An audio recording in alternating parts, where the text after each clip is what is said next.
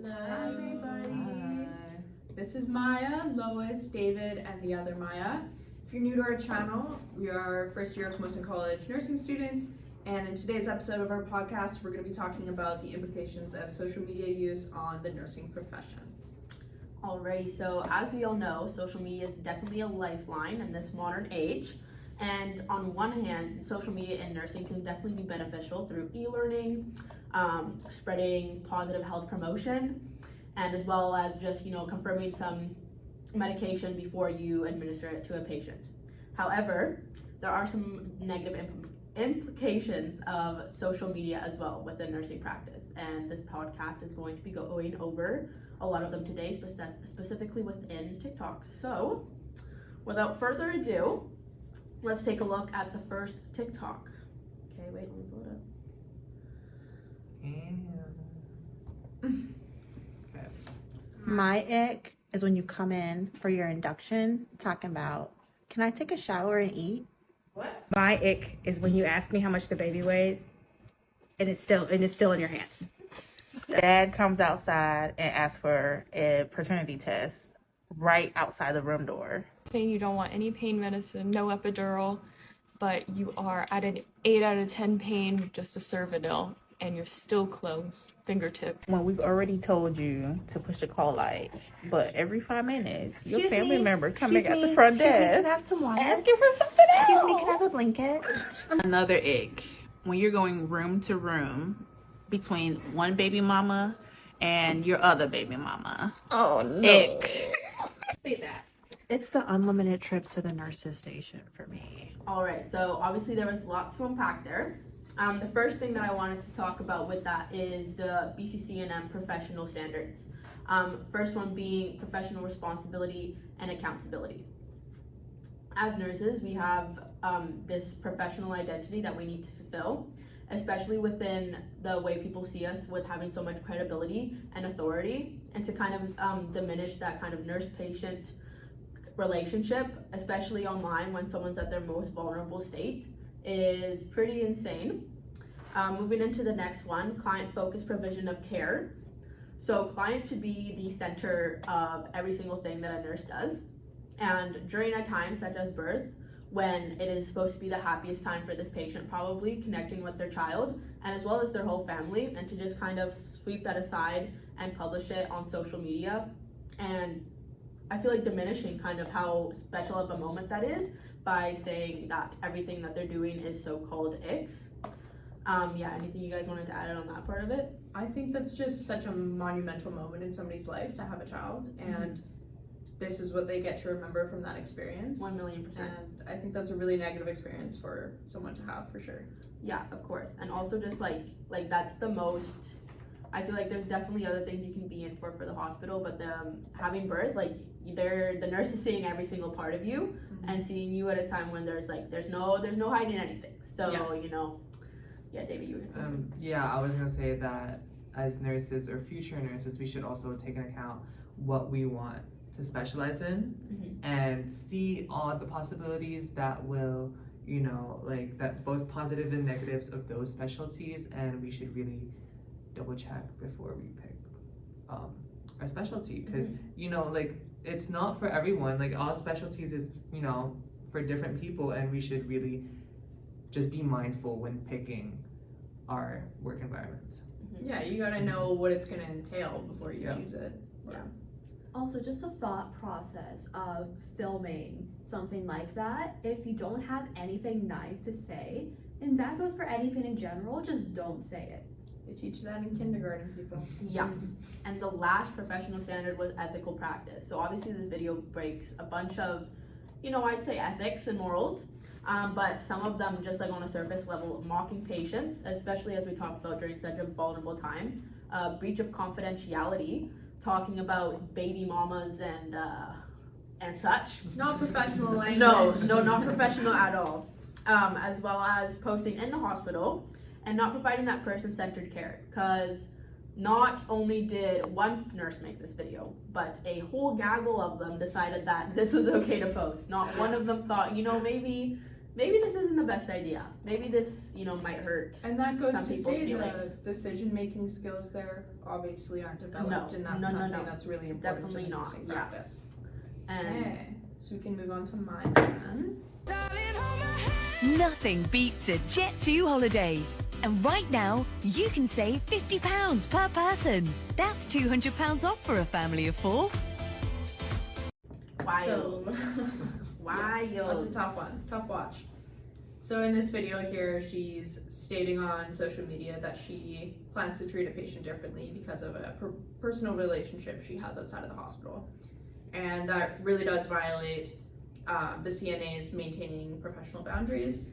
CNA states that maintaining professionalism on social media by posting content that is respectful, relying on the highest level of evidence available, that is free of misinformation, disinformation, following public health guidance and ethical standards, and contributing positively to the healthcare community. So what I'm really taking from this is the respectful part of it, because this video was just absolutely brutal. And there's a couple things I wanted to discuss in terms of nurses using social media. So those would be professional boundaries, nursing image, and respect. Nurses use professional judgment to determine the appropriate boundaries of a therapeutic relationship with each client. The nurse, not the client, is always responsible for establishing and maintaining those boundaries. So this comes to getting really close with the patient in the hospital and say they want to add you on social media. You can't do that. You got to maintain the boundaries. So when you're breaching these boundaries and all that, posting inappropriate content that doesn't align with the nursing image, it damages how the public views the nursing profession. So all members of the nursing profession are representatives and should promote an appropriate image. If a nurse is unable to use discretion when deciding what they're going to post on their social media profile, the public is unlikely to believe that nurse to be capable of fulfilling their role as a nurse. 1,000,000%. I feel like another thing that was kind of crazy was just the fact that I feel like your personal issues with someone cannot be more important than the fact that their family member is in the hospital, suffering through probably one of the hardest moments of their life, and you think that it's okay to mash that up to whatever beef you had in the outside world, and almost imply that you were gonna treat the ex's mom. It was his mom, yeah. Right, yeah, completely differently just because you had some type of issues with him, which is insane because your patients are your patients and you shouldn't see them for someone who is the mom of your ex, or that you're gonna treat them differently or make fun of them because they are going through something unimaginable. And I think it's also setting boundaries with other people, but it's just as important to set those boundaries within yourself. Mm-hmm. Don't let this affect you, don't let it affect your practice, and sticking in that commitment of the nurse you kind of want to be, right? And then I also wanted to go into how you're supposed to treat colleagues. So if you're having a problem with someone on the nursing floor, you don't go and post it on social media. No. You don't air out your dirty laundry. You just don't do that. You keep it between you and the person, have a civil conversation with them, let them know your feelings, try to work to a solution that works for both of you, or you go to management. It's not an appropriate spot to be posting that sort of thing. No. Social media is not your therapist. Seriously. Yeah. That part. You ate that, actually. Alright, brings to me. Okay, now my video does not need an introduction. No. Hit it. Every time he used the bathroom, his hemoglobin came out. Anytime he coughed, he hemoglobined. His hemoglobin hit a 0.4. Those who don't know what that means, it means the game is about to be over. Hey, hemoglobin girl, guys. We all know her. We all know her, and y'all know you were expecting it. Okay, so see, the thing is, she was all over my For You page in one era of TikTok, and it was funny to look back on and to laugh at, but now thinking about it, going into nursing school, it's not right because of the fact that even when you're off, when you're done your shift, Mm-hmm. and you're away from the hospital, you're still representing nurses if you're in your uniform, right? Mm-hmm. And first of all, breaching client confidentiality, explaining the situation of her client hemoglobin all over himself, right? Like, that doesn't make sense. So it goes into confidentiality, but also misinformation, because what does she mean by he hemoglobin does she mean himself? by that? What does she mean by that? What is that? What was the thought process? We don't know. And it's one thing about spreading misinformation as nurses, you know, having the credibility, as you said earlier, but it's also another thing, creating confusion with when everyone knows what a hemoglobin is, but then she is describing it as some sort of the specific thing. Goes back to the nursing image, like I just brought up. She is damaging the perception of her competency. Yes. Right. Exactly. That's what I'm gonna say, because it creates confusion and spreads fear, especially to those who, like, you know, are not that trusting of the healthcare environments and all that stuff, and are scared. She's just kind of making a bigger gap to that. And I feel like if we were to post, which I feel like we shouldn't, we should be mindful with what we post and keep things private, like you've said. And I feel like if we were to, it should be about spreading awareness, you know, spreading any health safety measures that people should be taking, should be doing, promoting health equity and promoting health in general, instead of just describing your negative situation that happened, because I don't know which hemoglobin himself is. But that also brings me to my next point, where I feel like everyone has seen nurses or student nurses who post a lot on Instagram, which is SMA, social media addiction. And from my studies, it shows that every year, whether it's our generation or in the healthcare specifically, the levels of social media addiction has been rising. And I feel like that's, you know, that's no question, but people should realize that it does affect our workplace, not just by the fact that we're posting client information or, you know, very negative things about stuff, but also the fact that it affects tort law, right? Negligence of duty and professional standards, as social media is a distraction, right? It lowers our work engagement and causes us to be not clear-minded. So I think social media itself is causing lower attention spans, less attention to detail, variety of other things too, really. And even being like an unintentional tort too. Like, it's not like anyone who's thinking about the TikTok that they just watched, or thinking when they're gonna get to go on their phone to check a text from their boyfriend or something like that. Like, it's not like you're thinking that, like, oh, I'm doing this to inflict harm on my patient. But at the end of the day, like, it kind of is. We have to separate like our personal life from our work life, and definitely putting that phone away. Just like making sure everyone knows that you're at work, you're at a place that you can't be bothered. Like, don't be expecting anything from your phone, and don't be thinking about things like, oh, I'm gonna go check my phone right after Setting that. your priorities. Yeah, 100%. Sure.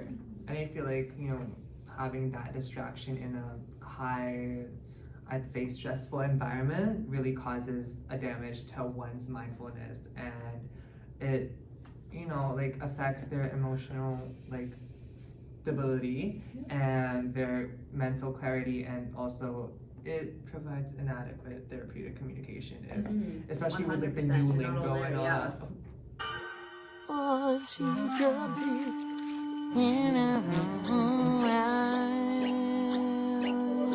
So, obviously, in the TikTok shown, it is in the hospital setting. You see these nursing students getting into the elevator, then you see them getting out of the elevator onto a floor with this really big hallway with all of these like hospital equipment. And any person who works in that hospital could look at that video, find out who the students are, and, you know, they could, you know, file a complaint towards these nursing students, and, you know, possibly whatever nursing school they go to. So obviously they haven't fully started their career yet, and this can also affect their digital footprint, which can have a negative reflection on someone's like professional nursing identity, and that could possibly like that digital footprint could prevent them from getting jobs. Also, when students model, like when they post stuff like the video that was just shown, it might have seemed harmless, but it could, you know, potentially backfire on them later on. And it just, again, it doesn't reflect well. The point that I was also gonna make was professional identity, which I did mention earlier, but I just want to go into it a bit more. And it is a developmental process through which nursing students adopt the values, behaviors, and ethical responsibilities of the nursing profession. And social media, it plays a role in this because it's a key place where these nursing students would be expressing themselves, interacting with others, and you know, it can also shape like who they are perceived by others. Yeah, I think professional identity can be shaped by like a bunch of things. So you're doing the professional socialization, which is you talking to your peers, your instructors, practicing nurses, but then you're also getting this aspect from social media of nursing students posting, nurses posting.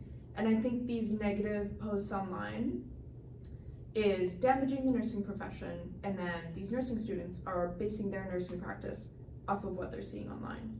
So I think that can also affect how these students are developing their professional identity and where they're getting these values and mindsets from. Mm-hmm. Yeah. And this isn't the first time I saw this type of TikTok. I've seen it multiple times, all over my For You page. It's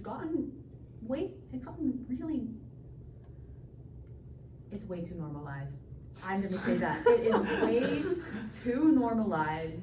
And I feel like also something else is that, like, I feel like that's just kind of making bad, like, rep on nursing, like, student nurses as, like, in general, just being like, oh, I'm, like, getting ready to be in someone's way. It's like, no, you're more than that. Like, you're like, being there to, like, learn how to do things. And, like, also imagine if a patient saw that, like, oh, that's who's taking care of me today. Yeah, like, someone who doesn't even know. Self-efficiency. Yeah, like, like, come on, believe in yourself a little bit, right? Seriously. Like, I get that it was in a joking matter, but you are gonna become a nurse one day. You're not just gonna be in the way. And while it might feel like that at first, especially in clinicals, you're there to learn, and you will learn. So don't say that you're gonna be in someone's way, because you're not. And if they say you're in the way, don't listen to them. Wisdom. So I feel like we've touched on a lot of course concepts today and provided a lot of more than negative examples of social media and how it affects nursing. Let's focus on the positives a little bit. Yes. Let's focus on the positives. Alrighty, so going into some preventative measures that we can do. Looking back at BCC&M, they have some social media expectations. Some of them being just confidentiality, making sure that your nurse life and your social life is separate from each other and you're not sharing any patient information. Privacy, kind of branching off of that. Obviously maintaining personal information from your patients as well. So not, you know, taking little videos together or cute snaps. As well as integrity, workplace policies, accountability, and much more. Did anyone else have anything to say about some preventative measures? I would also say that as much as, you know, ours is about social media and what they post, mine really touched on the fact of social media being an addiction and how it affects the unintentional tort law of negligence, of duty, and just professional standards of being there, your whole being there for taking care of the people, right? And I feel like we should not, obviously we can still go on social media, but lessen our mindset of I have to post something, or I have to look this up, or I have to respond or something. We have to be 100% there, especially as future nurses. Yeah, absolutely. I genuinely cannot stress enough. Be mindful on your social media platforms. Post appropriate content. Keep them private. Know who your followers are. Don't let random people follow you. They could be a patient, and you could be even unintentionally breaching that professional boundary that you've set. Yeah. I think that's all. That's all. Yeah. Perfect. Well, thank you guys for watching. Please leave a like, and subscribe, yes, comment. Please.